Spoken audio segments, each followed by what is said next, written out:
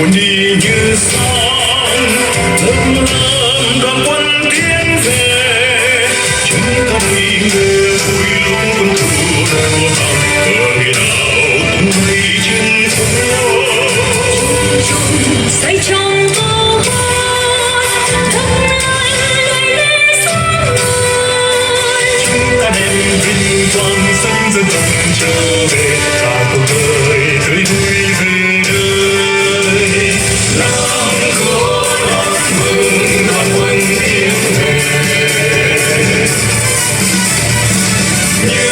đại hoa đón mừng năm cánh đào chạy dòng sương sớm năm nay chúng ta ươm lại hoa sắc phai ngày xa ôi phố phường Hà Nội xưa yêu dấu những bông hoa ngày mai đón thứ hai vào tay những sân đời mỉm cười vui hát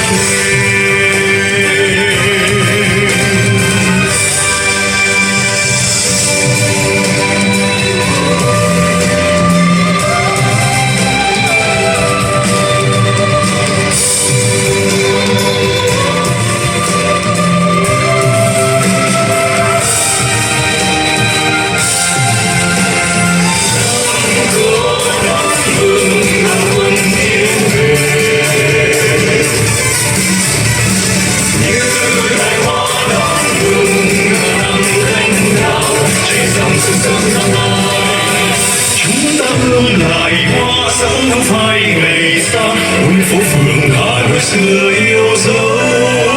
những bông hoa ngày mai đón tương lai vào tay những phước lời mỉm cười vui hát khi đoàn quân tiến về là đến tan giờ mùa xuân xoan cánh đưa nghe gió về Hà Nội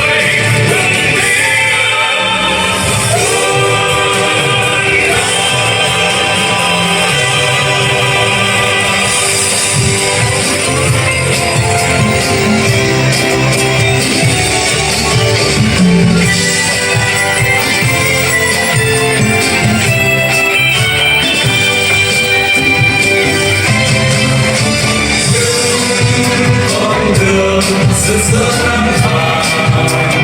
những phố phường an tĩnh hối hả gió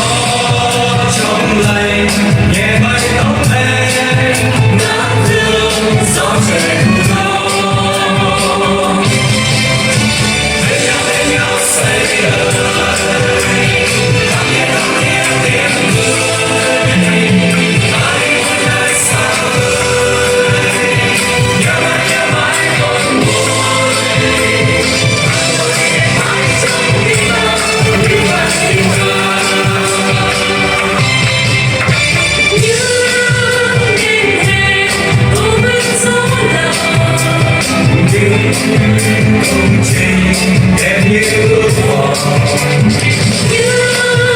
con người đang mang sức sống bên nhau xây dựng thủ đô bên nhau xây đời thắm thiết em cười ai muốn nơi xa vời nhớ mãi khôn nguôi mãi trong tim ta như mãi tình ca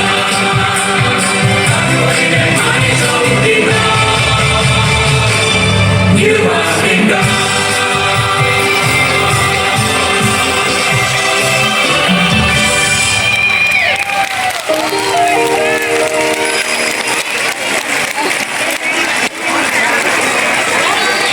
Và xin quý vị, chúng ta hãy dành những tràng vỗ tay thật lớn cho phần biểu